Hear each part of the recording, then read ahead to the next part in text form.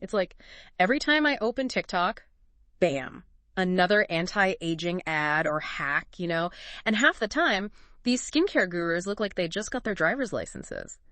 So we're doing a deep dive on this whole youth obsession thing, especially this Baby Botox thing. What's the deal with that? Is it just me, or is this whole thing a little dot extra? Well, it's not just you. This whole thing is definitely a sign of the times, you could say. Right. Yeah, we're talking about a whole generation that's basically being sold. Yeah. The idea that aging is like the ultimate enemy or something. Exactly. And don't even get me started on the pressure to look like these filtered Facetune images we see constantly. It's like, where does it end? That's the $1,000,000 question, isn't it? Right.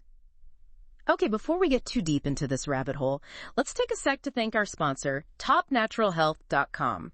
Whether you're all about that natural skincare life or just starting out, they've got some seriously good stuff. And we love transparency, right? Absolutely. They list out every single ingredient, no secrets. Plus, they hooked us up with a promo code just for you guys, so make sure to check them out after the show. Okay, back to this whole TikTok beauty craze. It's wild how Botox went from this hush-hush thing to, like, a casual Tuesday, It's kind of mind-blowing when you think about it. It's like nobody's even trying to hide it anymore. Right. It's like they're putting on their mascara and their microdose of Botox. Right. Like it's just another part of their routine. Yeah. And, on the one hand, it's great that people are more open about these things. Less stigma, right? Sure. But on the other hand, it's like, whoa, have we thought this through? Are we promoting a healthy relationship with aging? Or just feeding into this fear of looking our age? Okay, so let's talk about that. Because this whole Baby Botox trend, it just seems, I don't know, like we're giving it a cute name, but is it really cute? It just seems kind of messed up. Yeah, it's definitely more complex than it sounds. We're seeing more and more people in their 20s, even younger, getting Botox. Like, before they even have wrinkles. It's like, let's just nip that aging thing in the bud right now. Exactly. And look, don't get me wrong. If someone's really self-conscious about a wrinkle or something and they've explored all their options, hey, it's their body, right? But when we're talking about preventing wrinkles before they even exist, it makes you wonder, are we just creating a problem that wasn't even there before? It's like we're telling young people, hey, you're not good enough the way you are. Better start fighting the clock before it even starts ticking. That's a whole other can of worms, right? We're talking about self-esteem, body image. It's a lot of pressure. It is.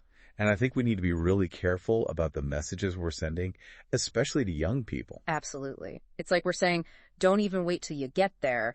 Just assume you're going to be miserable when you're older and start prepping now. And that ties into this whole prejuvenation thing. Prejuvenation? What even? Yeah, so it's not just like, oh, I have a wrinkle, I'll get it smoothed out. It's like, let's hit them with the big guns before anything even shows up. We're talking chemical peels, lasers, fillers, the whole shebang. And these are treatments that, like 10 years ago, you'd be hard-pressed to find someone under 40 even thinking about. It's like they're trying to, outsmart aging or something. Right. But the thing is, and the article touches on this, sometimes these young people, they don't even need these procedures yet. Seriously? Yeah, and some dermatologists are worried that doing these things too early could actually, backfire. Backfire? How? Well, take Botox, for example. Even those little doses, over time, they can weaken your muscles, which, okay, maybe that's what you want if you're frowning all the time. Well, you're talking about a 20-year-old. Who knows what that does to your face long term, It's like trading in a little worry now for a whole bunch of maybes later. Exactly. And then there's the whole informed consent issue. Right, because how can someone really know what they're signing up for when they haven't even, lived life yet? That's the thing. They're being told, oh, it's quick, it's easy, no big deal. But are they really hearing about the potential downsides, the long game? Especially with all the influencer stuff, right? Oh, absolutely. That's a whole other layer of, complication. Because they're the ones with the platforms, the followers. And the influence, exactly. The article talks about how cosmetic clinics are, partnering with influencers to market these treatments. Which, again, on the one hand, whatever, it's business. But on the other hand, these are young, impressionable audiences.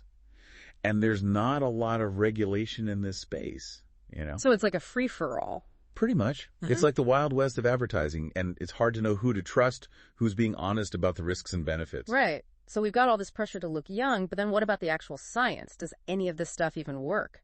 That's the million-dollar question, right? Because I'm seeing all this stuff about face yoga, and I'm like, am I supposed to be contorting my face like that? Listen, I'm all for, like, natural ways to relieve tension. Mm-hmm. And sure, maybe if you're doing facial exercises every day, it might tone your muscles a bit. But will it actually get rid of wrinkles?